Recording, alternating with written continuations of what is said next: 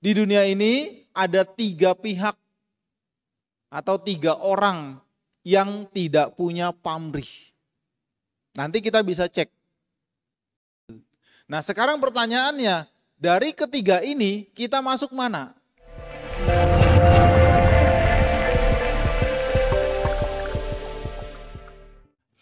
Ya, para ibu, bapak, serta adik sekalian yang saya hormati, hidup kita ini ya, dalam bahasa yang lebih populer meskipun kurang pas secara Buddhis, ya nasib, ya, tapi tidak pas. Tapi itu sangat umum digunakan istilah itu, tapi kurang pas.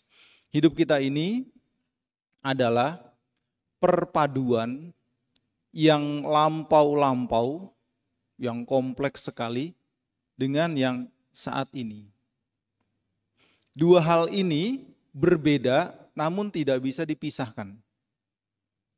Jadi apa yang kita miliki, kita punyai, kita rasakan, tentu saat ini yang dirasakan, yang lalu ya sudah sejarah. Itu perpaduan, kombinasi yang lampau-lampau dan yang sekarang. Tidak bisa dipisahkan. Yang lampau ada yang bisa diubah, ada yang tidak bisa diubah.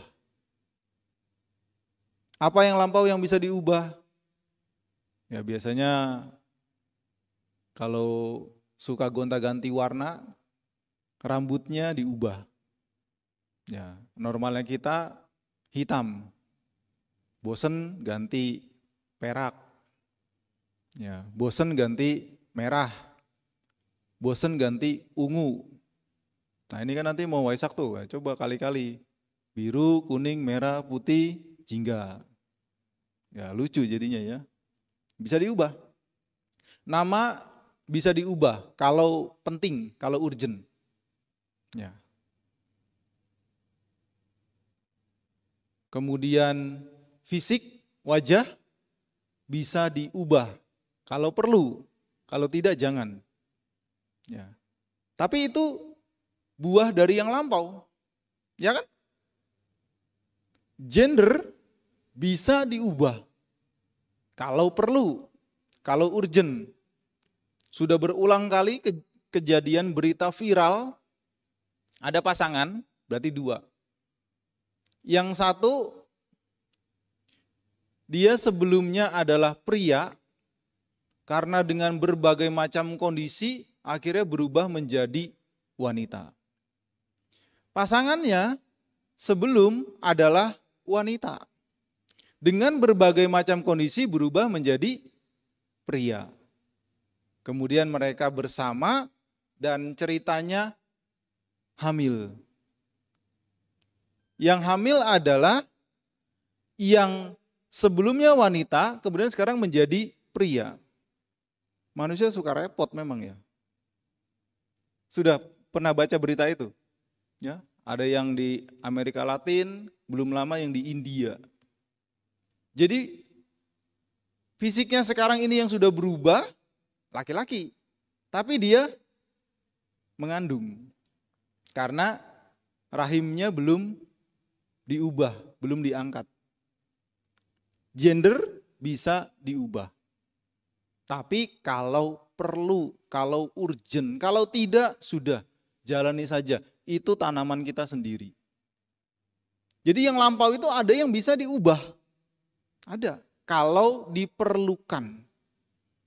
Tapi ada buah-buah yang lampau itu yang sekarang kita petik, yang sekarang kita miliki, kita punyai, tidak bisa diubah.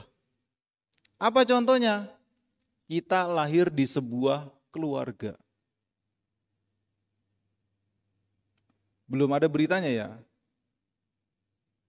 Seseorang lahir di sebuah keluarga, terus berubah. Enggak bisa. Sejarahnya seperti itu. Enggak bisa diubah. Enggak bisa diubah. Itu contoh kondisi-kondisi lampau yang sebelum-sebelumnya, yang saat ini tidak bisa diubah. Yang tadi di awal bisa diubah. Karena apa? Karena ada orang yang hubungannya belum tentu harmonis dengan orang tuanya. Ya. Tapi itu tidak bisa diubah. Ada beberapa berita yang cukup menyita perhatian. Banyak dari luar negeri. Kemudian di Indonesia pernah kejadian. Sampai masuk ke pengadilan. Ya tentu sama tim di pengadilannya ya ditolak. Karena konyol. Orang ini terlalu berlogika tetapi logikanya ngawur. Apa yang dia tuntut? Dia nuntut sama orang tuanya minta tidak dilahirkan. Pernah baca berita seperti itu? Jadi ada seorang anak protes ke orang tuanya, marah. Loh, saya tidak minta dilahirkan. Kenapa saya dilahirkan?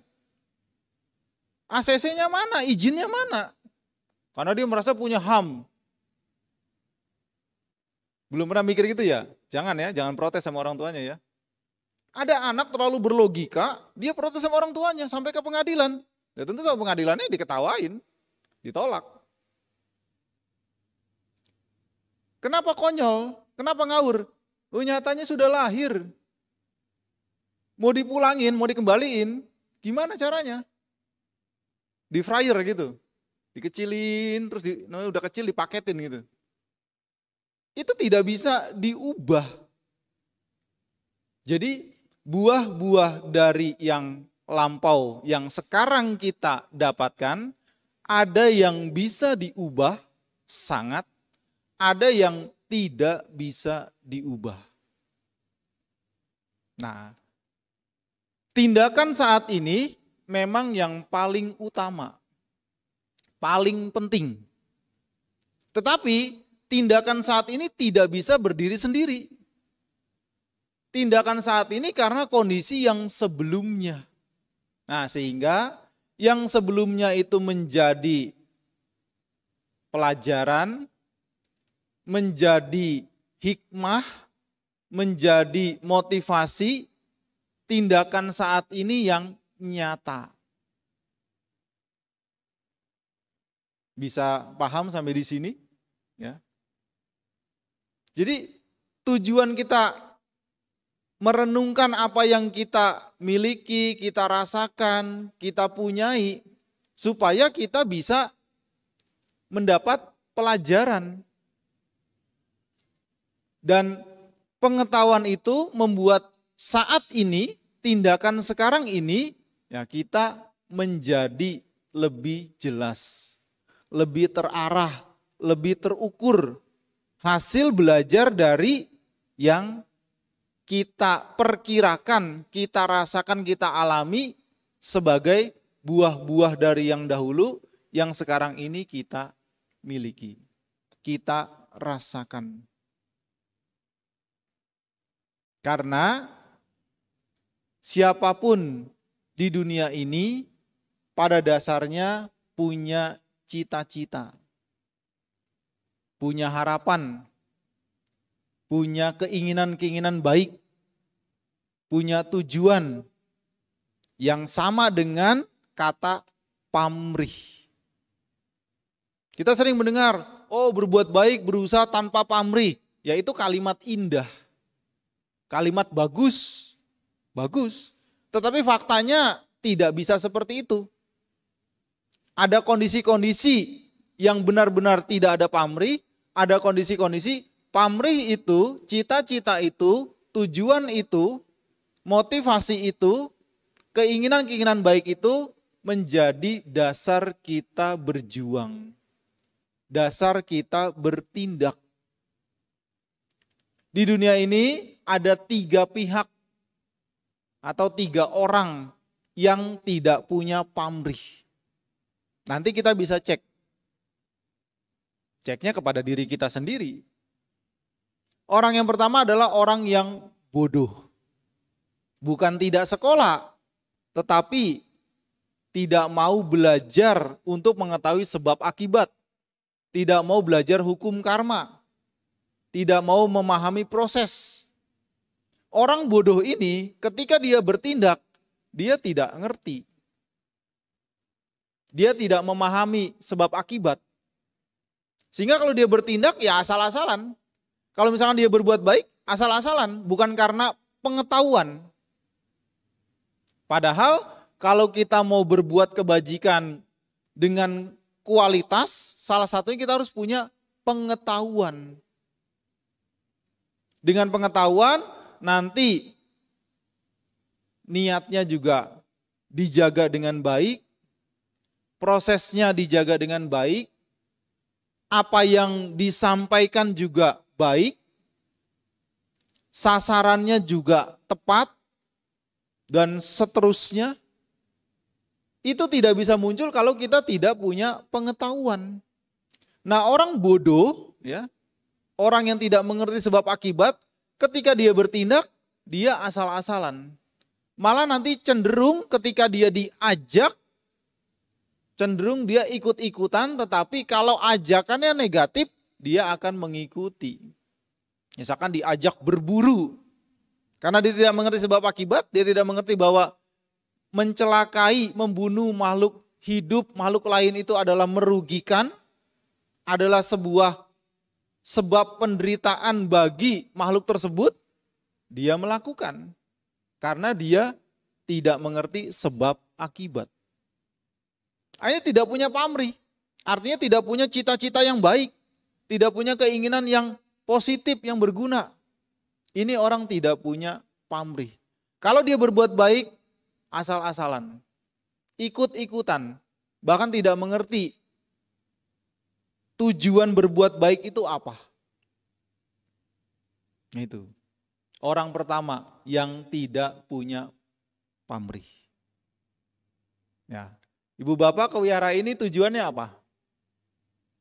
Apa nyasar ke sini? Punya tujuan kan? Punya keinginan kan? Oh, ingin belajar dhamma. Oh, ingin mengulang dhamma. Oh, ingin mengetahui dhamma. Karena saking sibuknya sampai enggak sempat, ya, dalam Senin sampai Jumat atau Senin sampai Sabtu full bekerja. Hari Minggu khusus dalam beberapa jam saya niatkan untuk mengulang dhamma. Saya niatkan untuk belajar dhamma. Saya niatkan untuk praktik dhamma. Itu tujuan. Itu keinginan baik. Itu pamrih. Yang arahnya nanti ya supaya tambah mengerti, supaya tambah semangat, supaya tambah rajin, supaya tambah telaten, supaya termasuk tambah bahagia. Itu pengetahuan. Tapi kalau orang tidak punya pengetahuan, mungkin diajak ke wihara, datang. Tapi karena belum tahu ke wihara, tidur. AC-nya adem. Kenapa? Karena belum tahu, belum punya pengetahuan. Nah, ini orang pertama. Orang kedua di dunia ini yang tidak punya pamrih, orang gila. Nah, ini udah selesai nih, konslet. Sudah, nggak usah dijelasin. Ya nggak nyambung, mau gimana? Orang ketiga di dunia ini yang tidak punya pamrih adalah arahata. Yang sudah mencapai tingkat kebudaan, sudah tidak punya pamrih. Sudah tidak punya keinginan baik seperti kita pada umumnya. Sotapana, Sakadagami, Anagami masih punya pamrih. Pamrihnya apa? Nibbana. Pamrihnya arahata itu. Jadi semata-mata tindakan arahata itu karena dasar welas asih. Karena beliau sudah merasakan manfaat dari dhamma, ingin sharing. Kalau mau. Enggak mau, enggak dipaksa. Tetapi tindakannya sudah teladan, sudah contoh. Orang baik, orang positif, bahkan orang bijak melihat itu, pasti dia akan terinspirasi oleh tindakan mereka-mereka yang sudah berhasil dalam latihan. Jadi tindakan dari para arahata itu bukan untuk pamrih, bukan. Tetapi semata-mata atas dasar cinta kasih. Karena beliau sudah merasakan manfaat dari dhamma. Dari perjuangan yang sudah berhasil. Nah sekarang pertanyaannya, dari ketiga ini kita masuk mana? Masuk yang pertama? Harusnya tidak, karena kita mau belajar terus. Kita mengerti sebab akibat, kita mengerti hukum karma. Ibu bapak yang rajin bekerja itu mengerti hukum karma. Kenapa? Karena dengan bekerja bisa mengondisikan berbagai macam hal. Meskipun juga harus diseimbangkan dengan ya refreshing. Ini termasuk refreshing juga. Ya. Kalau makanan fisik nggak pernah kekurangan, bahkan mungkin berlebihan, ya. Jasmani tidak pernah kekurangan dirawat, ya. Bahkan dengan perawatan-perawatan yang mahal, tetapi batin juga butuh perawatan. Batin juga butuh makanan. Nah, salah satu makanan ini dengan belajar dhamma. Kita bukan orang bodoh. Apakah kita yang kedua? Bukan. Orang kedua ke sini bahaya loh. Nanti ngisruh. Ya, soalnya enggak nyambung. Ya. Apakah kita yang ketiga? Nah, ikut bahagia kalau ada yang ketiga. Tapi ternyata umumnya kita tidak sama sekali dari tiga ini. Artinya kita memang punya pamrih. Memang punya pamrih. Selama pamrihnya itu sehat, positif, berguna, baik, bermanfaat, perjuangkan. Karena yang belum mencapai sotapana, pamrihnya sotapana. Kalau ini bertingkat standar ya. Kalau yang sudah sotapana, pamrihnya apa? Sakadagami misalkan. Kalau yang sudah sakadagami, pamrihnya apa? Anagami. Kalau sudah anagami, pamrihnya apa? Arahata. Kenapa? Karena belum selesai. Belum mencapai puncaknya. Jadi kita punya pamrih. Namun pamrihnya kita kelola. Pamrihnya kita manage. Pamrihnya kita atur. Supaya tidak menjadi beban yang baru. Tidak menjadi masalah yang baru. Orang sedang sakit. Kemudian dia berjuang mengikuti saran kesehatan, memakan makanan yang tepat, meminum obat yang tepat. Pamrihnya apa? Sembuh, supaya sehat. Bisa bertindak yang baik, tidak merugikan kawan-kawannya. Berkata-kata yang tidak menghina, tidak mencela, tidak menyakiti perasaan. Pamrihnya apa? Punya lingkungan yang baik. Kita punya pamrih. Justru pamrih ini menjadi motivasi. Menjadi cita-cita kita. Kenapa? Karena kita memang masih punya pamrih. Nggak usah anti dengan kata pamrih. Jadi kalau kita mendengar berbuat kebajikanlah, berlatihlah tanpa pamrih. Itu betul, itu betul. Itu kalimat indah. Artinya apa? Ya kita harus semaksimal mungkin totalitas menekan ego kita, menekan keserakahan kita. Kenapa? Kita tahu sebab akibat. Makanya petani yang baik itu nggak pernah mikir panen. Sama, pekerja yang baik tidak pernah mikir gajian. Kalau ada pekerja yang menghitung hari, wah baru tanggal 7, gajian tanggal 28. Ya kerjanya yang nggak maksimal menghitung hari. Pekerja yang baik itu tidak pernah mikirin gajian. Dia total bekerja, dia disiplin, dia sungguh-sungguh. Tiba-tiba gajian dapat bonus lagi. Kenapa? Karena dia mengerti sebab akibat. Petani yang baik tidak pernah mikirin panen. Dia fokus saat ini, rawat, jaga, kasih pupuk, jaga, rawat, kasih pupuk saat ini. Tiba waktunya panen. Bahkan yang waktu awal mungkin berangan-angan panennya sekian karena dia menggunakan momen itu dengan sangat baik saat ini, panennya malah melimpah. Banyak itu yang kaget seperti, panennya banyak sekali, melebihi perkiraan, melebihi yang biasanya. Karena dia fokus saat ini, karena dia mau sebab akibat. Nah itu. Jadi kita memang punya pamrih, tetapi pamrihnya kita kelola. Kita seimbangkan. Karena kita mengerti sebab akibat.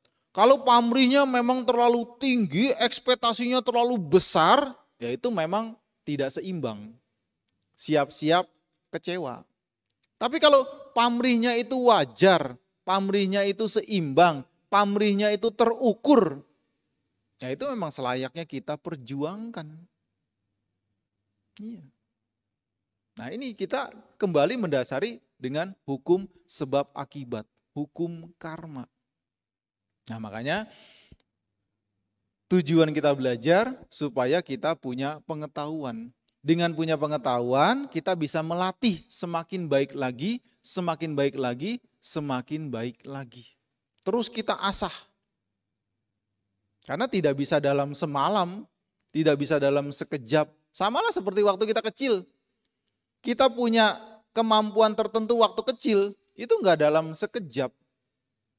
Bisa mengucapkan satu kata, itu ngulangnya ratusan kali, mungkin ribuan kali.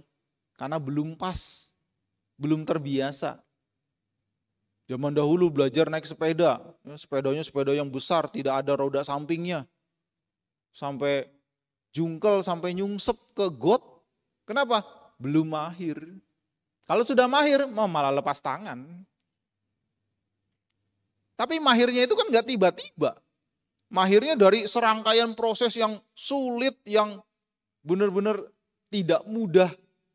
Sehingga setelah tahu seluk-beluknya, setelah melewati proses yang segitu panjang, kita tahu keseluruhannya dan kita tidak pantang menyerah, ya, kita tidak mudah putus asa, kita tetap terus menjalani proses yang baik itu, akhirnya bisa. Makanya proses itu sangat penting. Ya, dan beberapa minggu ini beritanya belum kurang-kurang, belum habis-habis tentang anak yang perilakunya sangat-sangat brutal. Ya, salah satu kesimpulannya karena si anak ini tidak pernah diajarkan proses. Selalu dipermudah, dimanjakan dengan semua fasilitas. Kalau dia anak yang baik, anak yang bijak, enggak masalah. Enggak masalah, dia bisa ngerti, dia bisa tahu. Tapi kan yang seperti itu langka. Kalau seorang anak itu dimanjakan dengan semua fasilitas tanpa proses, si anak itu ketika budi pekertinya itu absen, ketika moralnya itu minim, apalagi nihil, dia bisa melakukan tindakan yang di luar dugaan, yang sebelumnya tidak pernah terbayangkan. Kenapa? Karena tidak menjalani proses. Pernah ada penelitian, ada dua grup anak kecil ya, diteliti dalam beberapa waktu. Yang satu, grup A, ketika minta sesuatu apapun, makanan, mainan, langsung dikasih. Yang grup B, ketika dia minta sesuatu yang sama atau mirip, ya karena sama-sama anak-anak, ditahan, dikasih penjelasan, dilatih kesabarannya. Hasil akhir penelitian tersebut kontras sekali. Sangat beda mental kedua grup tersebut. Grup yang selalu dimudahkan, cengeng, manja. Grup yang dikasih pengertian, dilatih kesabaran, bahkan dimunculkan kreativitasnya dalam membuat mainan misalkan, ya, atau melakukan permainan. Grup yang dilatih kesabarannya, dilatih prosesnya menjadi sosok-sosok yang tangguh, yang kuat, yang semangat, ya, yang tidak cengeng. Nah ini pentingnya. Nah di rumah punya anak, punya cucu, atau punya adik, atau punya junior. Nah, ajarkan mereka proses, latih mereka proses. Supaya mentalnya terasah. Ya, siapa sih yang tidak sayang dengan anak, dengan cucu ya? Ya kadang kalau nenek kakek, engkong emak itu sama cucu sayang sekali.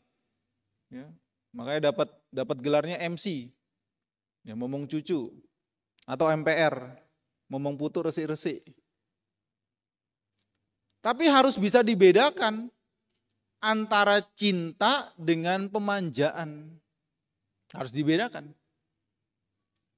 Cinta itu naluriah, yaitu meta. Ya.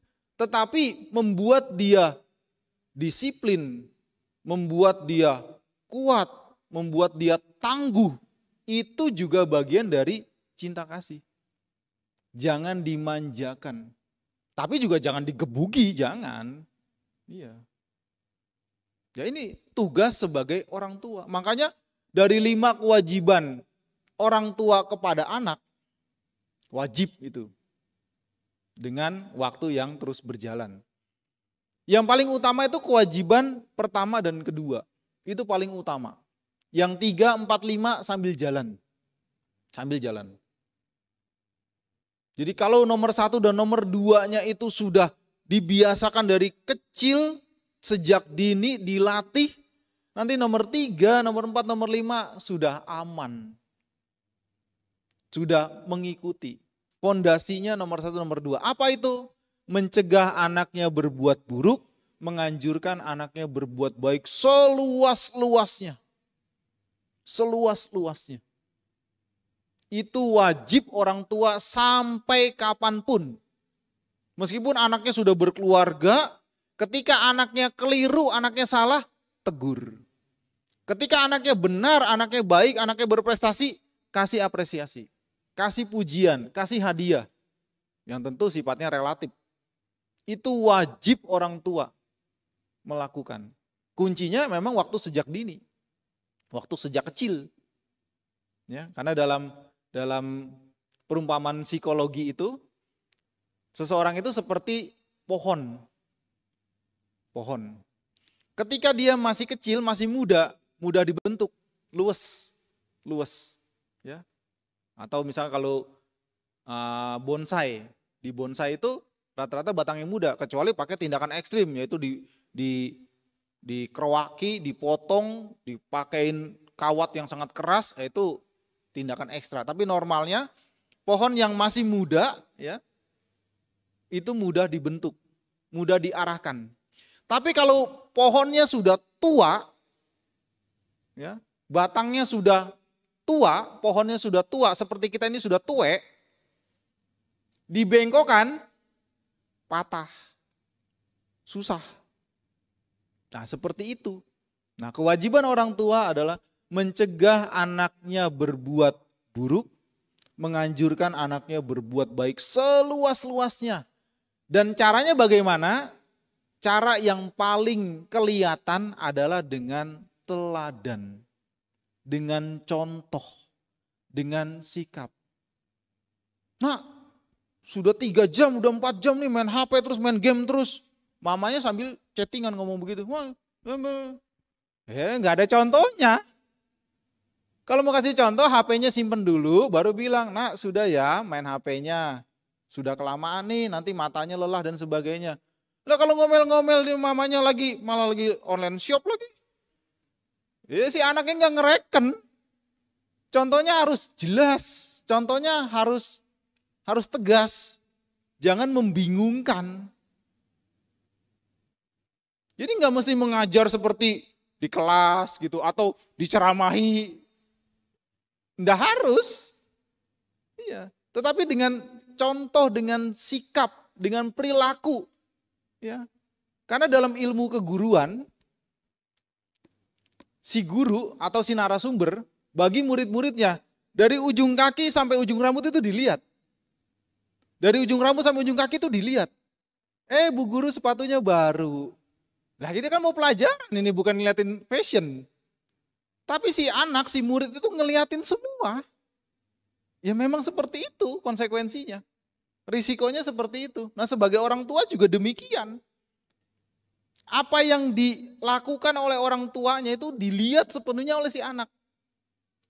Tinggal si anak terus dikasih moral, budi pekerti, diajarkan, dikasih contoh. Itu wajib orang tua. Nah kalau itu sejak dini dilakukan, wah Wis aman. Separuh masalah hidupnya selesai. Wihara aman. Karena wihara tempat function yang begituan. Bante, anak saya begini, anak saya begitu, Bante minta tolong. Bantenya nggak punya anak. Bingung nyekelnya. Ya ini berkaitan dengan bagaimana pengetahuan yang sudah kita miliki, ya kita asah. Kita asah. Makanya sebelum memutuskan untuk menikah, dipikir. Karena konsekuensi orang menikah secara alamiahnya akan muncul anak. Sudah siap nggak saya mendidik anak? Waduh kayaknya belum. Ya belajar. Belajar. Kalau sudah siap silakan. Kalau ada calonnya. Enggak, masa nikah sendirian. Atau nikah sama boneka. Ya. Anaknya boneka juga. Jadi jangan, sudah usia, sudah pantas. Nikah bukan buat pantas-pantas. Tanggung jawab sama itu anak. Apalagi berpikiran, ya kan ada engkongnya, ada emaknya. Lah, engkong emaknya emang homeschooling. Tetap nitipin anak, tidak. Jadi sebelum menikah ini siapapun gak peduli. Dimanapun mereka. Pikir konsekuensi orang menikah secara alamiah, dia punya anak. Nah anak ini tanggung jawab orang tua. Bukan hanya dibesarkan, tetapi dididik secara moral.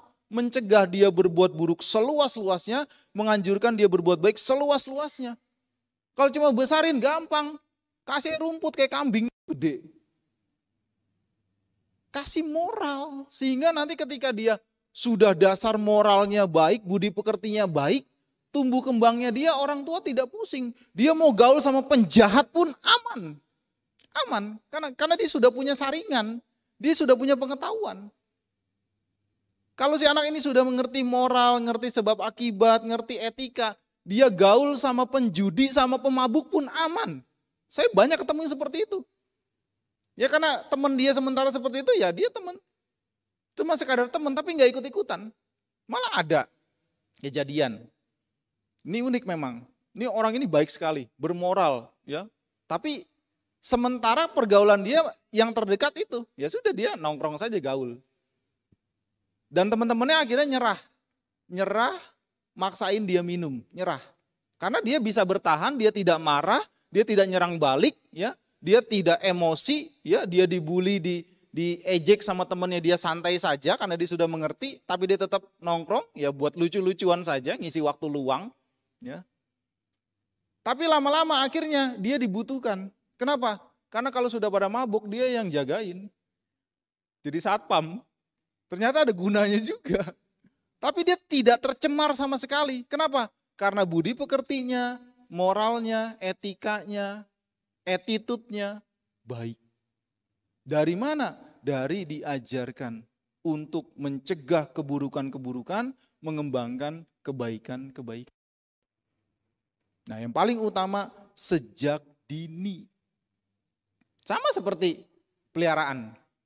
Dari kecil dilatih, ya bahkan diajarin, ayo kalau pas puja, ayo pai-pai, ayo anjali. Ada loh yang bisa anjali. Dari kecil soalnya, pertama kecil dipaksain, nanti sudah puluhan kali dia tahu kalau mau pasang dupa, kalau mau puja di altarnya ngikut. Padahal ya cetananya ya bukan seperti kita, karena dia kebodohannya lebih dominan. Tapi karena dibiasakan seperti orang puja, seperti. Kenapa? Karena dibiasakan. Sejak dini, sejak kecil. Inilah juga bagaimana kita menerapkan dhamma dalam keseharian kita. Ini karena pengetahuan.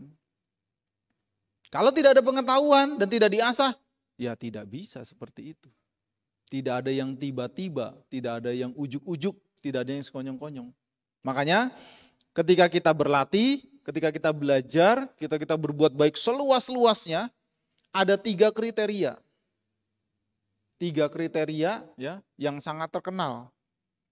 Bagaimana idealnya kita melakukan perbuatan-perbuatan baik. Apa itu kriterianya? Dengan pengetahuan. Dengan pengetahuan. Karena kalau tanpa pengetahuan kita melakukan kebaikan itu asal-asalan atau terpaksa. Terpaksa. Seringkali kalau kita perhatikan kita sendiri, kita berbuat baik itu seringkali karena terpaksa. Kenapa? Temennya melakukan, wah nggak enak nih, izin, gengsi ikut. Bukan karena pengetahuan, tapi karena terpaksa. Atau ada orang berbuat baik karena terancam. Diancam. Nah makanya kriteria berbuat baik itu paling tidak 3 hal. Ya. Istilahnya somanasa sahagatang, nyana sampayutang, asang karikang. Ini minimal 3 kriteria kalau kita mau melakukan hal-hal yang bermanfaat. Somanasa lawannya domanasa. Ya. Jadi batin, pikiran, niat yang disertai, didasari dengan kesenangan. Sesuatu yang happy, bahwa saya mau melakukan hal yang bermanfaat. Misalkan mau bekerja, didasari dengan somanasa. Didasari dengan kesenangan, keriangan, kebahagiaan. Pasti pekerjaannya itu lancar. Tapi kalau kebalikannya, batinnya dasarnya domanasa, misalkan suruh nyapu misalkan 5 kali 5 meter nyapu. Tapi karena dengan domanasa, ya, lagi nyapu sambil mencucu gitu, protes lagi ngasuh, lagi gini, nyapu, lagi asikan chatting sama temen, suruh nyapu. Padahal hal yang kecil nggak kelar-kelar. Setelah dia sadar, wah kemana-mana itu debunya. Karena tidak didasari dengan keriangan. Tapi kalau dasari dengan keriangan, kebahagiaan, pekerjaan besar, pekerjaan berat pun selesai. Pernah lihat nggak? Orang makan nggak selesai, nggak habis. Orang ada loh, makan nggak habis. Padahal dia lapar bilangnya. Kenapa? Karena dia tidak senang. Pikirannya kemana-mana. Ya semua sama. Yang senang juga prosesnya sesuap-sesuap. Tapi ada orang makan itu nggak habis, bahkan dibuang. Kenapa? Batinnya nggak happy. Batin tidak riang. Sebaliknya, pekerjaan yang sangat besar, perjalanan yang sangat panjang karena didasari dengan kesenangan dan konsisten. Selesai, sampai, beres, berhasil. Somanasa. Nyana, tadi pengetahuan. Didasari dengan pengetahuan, bukan kebodohan. Ya, kalau kebodohan itu nanti tindakannya mengarah pada pelanggaran sila. Nah itu kebodohan. Dan asang karikang. Inisiatif dari dalam. Kenapa? Ya karena sudah dilatih. Sudah diasah sedemikian rupa. Sehingga muncul dari dalam bukan karena disindir. Bukan karena gengsi. Bukan karena takut. Tapi karena pengetahuan tadi. Makanya tiga-tiganya ini berkaitan. Pikiran yang happy, yang enteng, yang bahagia. Ya, membuat dia punya pengetahuan. Sebab akibat hukum karma. Nah karena dia punya pengetahuan sehingga muncul dari dalam. Bukan karena keterpaksaan, bukan karena ancaman, bukan karena ketakutan, tetapi karena pengetahuan. Inisiatif munculnya dari dalam. Ini bisa kita terapkan semua segi. Apakah kita bekerja, apakah tugas, kewajiban, tanggung jawab, apapun itu. Termasuk kebersamaan kita di wihara. Kadang wihara besar itu ada volunteer. Kalau acara besar kadang ada volunteer karena pengurus tidak cukup. Nah mereka-mereka yang mengerti itu yang menggunakan kesempatan itu dengan sebaik-baiknya. Karena punya pengetahuan. Karena ingin berlatih juga. Karena ingin menggunakan kesempatan itu dengan baik. Ya, karena acara-acara seperti itu jarang misalkan. Nah itu. Jadi itu bagaimana kita mengasah pengetahuan yang sudah kita miliki ya, dengan keseharian kita. Nah, kita punya dua sisi individu dan sisi sosial. Berbeda tetapi saling berkaitan. Sisi sosial, kita punya hubungan. Keluarga, saudara, kerabat, famili, teman, tetangga. Sisi sosial. Dan itu memengaruhi satu sama lain. Tapi kita juga punya sisi individu, pribadi. Yang mana sisi individu ini pun juga memengaruhi sosial. Apa contoh sisi individu? Ada seorang anak misalkan, dia berhasil. Apakah lulus kuliah, apakah berprestasi, apakah memenangkan lomba dan sebagainya. Itu sisi pribadi dia.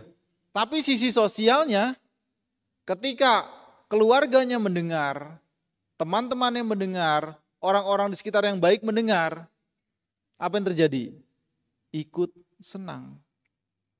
Padahal yang berjuang, yang berhasil, yang namanya tercantum, orang tersebut. Itu contoh antara sisi individu dan sisi sosial. Sisi pribadi dan sisi sosial. Dan dua-duanya itu berjalan beriringan. Tapi ada keunikan dari sisi individu, sisi pribadi. Yaitu tentang perbuatan kita. Tentang karma kita. Apa uniknya? Kita adalah ahli waris karma kita masing-masing. Sering-sering dibaca Abinha Paca Wekana Suta. Jarada Momhi Jarang Anatito. Terus sampai terakhir, tidak panjang itu. Ya, saya adalah pemilik perbuatan saya sendiri. Ahli waris perbuatan saya sendiri. Tergantung pada perbuatan saya sendiri. Seperti apa saya, itulah yang saya akan lakukan dan saya akan terima. Nah, di sisi pribadi, sisi individu, perbuatan kita tidak bisa kita titipkan. Kita tidak bisa menitipkan perbuatan kita baik atau buruk. Tidak bisa. Misalkan punya keluarga yang sangat mencintai kita. Kita punya keburukan. Wah, karena dia cinta, sayang kepada saya ingin mengurangi penderitaannya. Keburukannya saya ambil. Ngambilnya gimana ya? Ngambil aja bingung gimana melakukannya. Enggak bisa. Atau sebaliknya, saya punya banyak karma baik.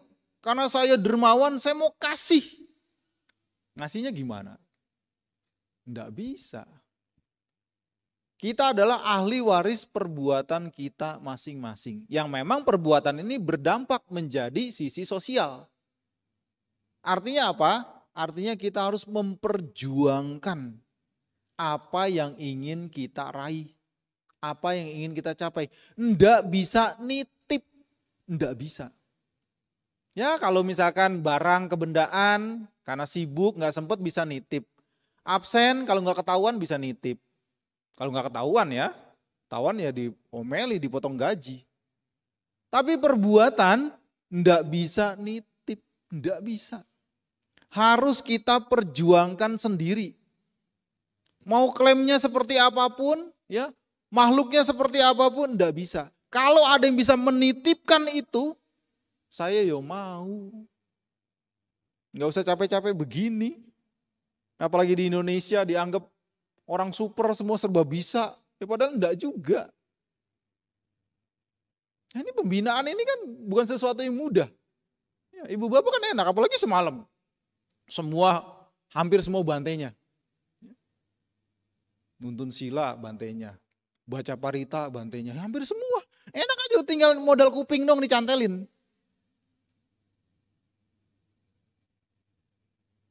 Kenapa itu dilakukan? Ya, kami mau ya, meskipun itu bukan sesuatu yang ideal, ya sudahlah ngayam-ngayam ke hati ya, berbuat baik. Berbuat baik, jauh-jauh datang. Bukan sesuatu yang mudah, meskipun transportasi sudah lebih baik ketimbang zaman dulu, tetapi jarak tetap jarak. Satu sisi yang sederhana, ya sudahlah berbuat baik. Karena kesempatan kadang tidak datang 2 kali. Kenapa? Karena tidak bisa nitip. Kalau bisa nitip, yo mari kita sama-sama nitip. Tapi sama siapa? Ya enggak ada. Kita sendiri yang harus memperjuangkan perbuatan-perbuatan baik kita. Makanya secara tegas di dalam Dhamma itu tidak ada konsep berdoa, tidak ada. Karena arti berdoa adalah meminta kepada suatu pihak, entah siapa. Nah kita kepada Sang Buddha apa? Minta. Oh Sang Buddha, saya lagi susah, saya lagi galau, saya lagi stres, begini begitu, curhat 2 jam. Kalau Sang Buddhanya bisa nyaut, kalau ya, ini kita ya guyon-guyon. Kalau Sang Buddhanya bisa nyaut, loh keluarga saya tinggalin. Tahta istana saya tinggalin. Harta kekayaan saya tinggalin. Istana 3 musim saya tinggalin. Loh, biasanya mau ngasih apa? Ya kan? Tidak begitu. Kita puja, kita beribadah, kita tradisi seperti ini. Mengulang Dhamma, belajar Dhamma. Bukan meminta kepada Sang Buddha, bukan. Meskipun orang yang melakukan itu tidak dilarang, tidak. Itu hak asasi manusia. Tetapi bukan itu poinnya. Poinnya adalah bagaimana kita punya pengetahuan.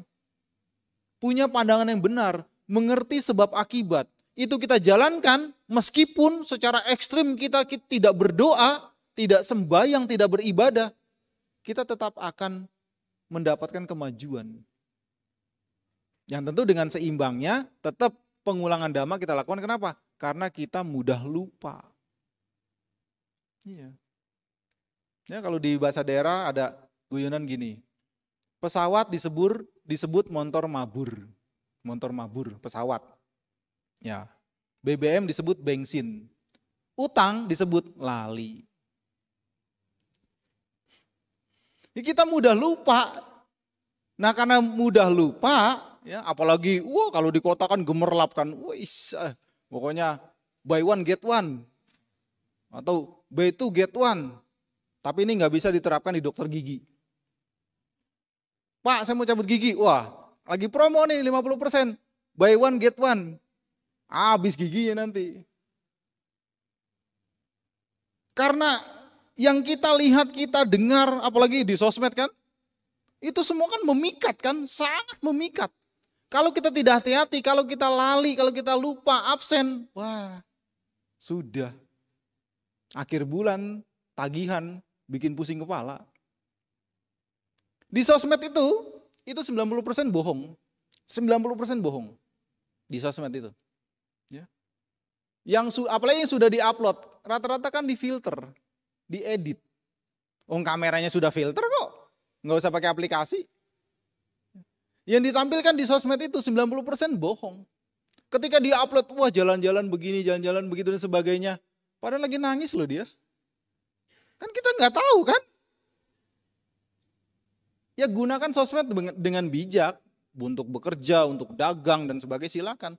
Tetapi jangan disalahpahami. Tidak ada jaminan orang mengupload di sosmed itu benar-benar bahagia. Dia begitu kadang juga hasil ngutang. Nah. Jadi karena yang kita lihat, kita dengar, kita rasakan itu begitu memikat, inilah tujuan kita untuk mengulang. Supaya ingat lagi, ingat lagi, ingat lagi. Ya. Apalagi orang Asia katanya, termasuk orang Indonesia, itu gampang lupa. Gampang lupa. Sehingga karena mudah lupa, kita ulang dengan berbagai macam cara-cara yang baik, termasuk mengulang di sosmed juga. Coba lagi scroll-scroll, ada ceramah, stop apa scroll? Scroll. Lewat. Padahal itu juga bisa kita gunakan untuk mengulang Dhamma juga. Meskipun memang harus penuh konsentrasi karena situasinya kurang mendukung. Gitu. Jadi itu cara-cara bagaimana kita untuk menggunakan kesempatan waktu kita dengan sebaik-baiknya, ya, karena karma perbuatan, khususnya perbuatan baik, karena perbuatan buruk merugikan, tidak bisa dititip. Tidak bisa. Kalau bisa dititip, Sang Buddha tidak akan muncul di dunia. Tidak akan. Kalau semua bisa diwakilkan, semua bisa diurus panitia, nggak tahu panitia apa, tidak akan ada pengajaran kebajikan. Tidak akan ada latihan. Tidak akan ada proses. Tapi karena semua harus diperjuangkan, harus kita jalani, harus kita mengikuti prosesnya dengan baik, itulah manfaat dari kebajikan-kebajikan. Nah, makanya dengan kita belajar, kita menambah pengetahuan, atau menambah semangat, atau juga punya kesempatan untuk berlatih dari pembelajaran tersebut yang membuat kita bisa menggunakan waktu kesempatan kita dengan baik. Tadi di Dhammapada yang saya kutip di awal, nah itu kalau kisah latar belakangnya sangat menginspirasi. Itu salah satu kisah Ibu Wisaka. Nah, Sang Buddha memberikan sebuah perumpamaan, ya. Hidup kita ini, ya, seperti rangkaian bunga yang awalnya belum dirangkai, ya. Dari setumpuk bunga yang belum dirangkai, belum bernilai. Orang yang punya skill, punya keterampilan, punya pengetahuan, merangkai bunga dengan indah. Seperti ini. Nah ini karena malam kan puja kan, dirangkai dengan indah. Kalau digeletakin gitu aja kan, tidak ada skill, tidak ada keterampilan. Ya, dirangkai dengan indah, menjadi rangkaian yang sangat-sangat enak dilihat. Bahkan secara nilai berharga. Nah, demikian pula dengan karma kita, karma baik kita. Harus kita rangkai, harus kita buat, harus kita kondisikan, harus kita latih, harus kita arahkan. Seperti menjadi rangkaian bunga yang indah. Kebajikan kita juga bisa kita buat menjadi indah. Dan yang akan merasakan manfaatnya diri kita sendiri. Dan karena kita makhluk sosial, juga efeknya bermanfaat bagi sekitar. Terutama yang terdekat adalah keluarga. Nah, itulah hukum sebab akibat, hukum karma yang sangat-sangat nyata, yang siapapun kalau mau belajar dan berjuang pasti akan memperoleh kemajuan. Sedikit itu kemajuan, apalagi besar. Ya, jadi kuncinya, poinnya, teruslah belajar, teruslah berlatih, teruslah mengisi dengan kebaikan, karena karma baik kita tidak bisa kita titip. Kepada siapapun tidak akan bisa. Harus kita perjuangkan sendiri. Sebagai penutup saya kasih contoh ringan. Di sini ada minuman, di sini ada makanan. Mungkin kita bertamu, mungkin kita diundang dan sebagainya. Mungkin kita sudah janjian. Keluarga kita, teman kita dan sebagainya menyiapkan makanan minuman. Dan mungkin dia tahu itu makanan minuman favorit kita. Kita sudah hadir, sudah ada di hadapannya.